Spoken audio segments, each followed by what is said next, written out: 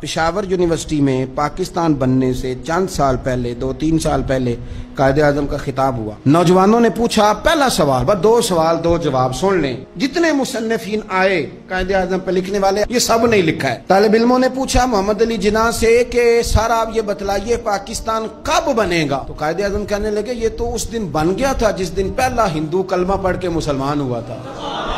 تو بنا ہوا ہے، اب تو صرف ہم نے حد بندی کرنی ہے۔ پاکستان تو بنا ہوا ہے، جس دن پہلے بندے نے کلمہ پڑھا تھا بن گیا تھا۔ اس نے فوراً دوسرا سوال کیا، اس نے کہا یہ بتلائیے دستور، منشور، آئین، پالیسی، فارن پالیسی، خارجہ پالیسی، داخلہ پالیسی، یہ کون سی پاکستان میں آپ نافذ کریں گے؟ تو قائد اعظم کہنے لگے یہ آپ نے عجیب بچوں والا سوال پوچھا ہے، دستور، منشور، پالیسی، خارجہ، داخلہ، اس کا کیا مطلب ہوا؟ کہنے لگے ہم نے کوئی پالیسی نہیں بنانی، پالیسی تو ہمیں مدینے والے رسول نے بنا کے دے دی ہے، ہم نے تو بس وہ نافذ کرنی۔ لیکن یہاں پتہ نہیں لوگ کہاں سو گئے، ان کی زندگی نے وفا نہیں کی، وہ چلے گئے۔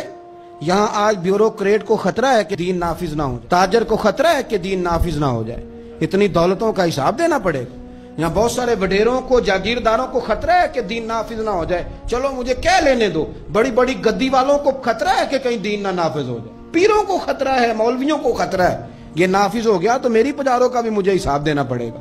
انشراح صدر ہی نہیں، ہم مخلص ہی نہیں اس کاز کے ساتھ۔ میں بڑی کھلے دل کے ساتھ بات کرتا ہوں کہ اگر یہ سارے گدیوں والے بھی جو بہت سارے اسمبلیوں میں بیٹھے ہوتے ہیں اور اپنے اپنے لیڈروں کی تعریفیں کر رہے ہوتے ہیں، تم بزرگوں کی اولاد ہو، تم نے بزرگوں کے نام پر ووٹ لیے، عزتیں پائیں، اور آ کے سیاسی لوگوں کی تعریف کرتے ہو، اس سے آدھی تعریفیں بھی تم مدینے والے رسول کی کرتے تو تمہاری دنیا بھی بن جاتی اور آخرت بھی بن جاتی۔ تم نے پیدائش کہاں کی، کھایا کس کا، اور تم نے نبھایا کس کے ساتھ؟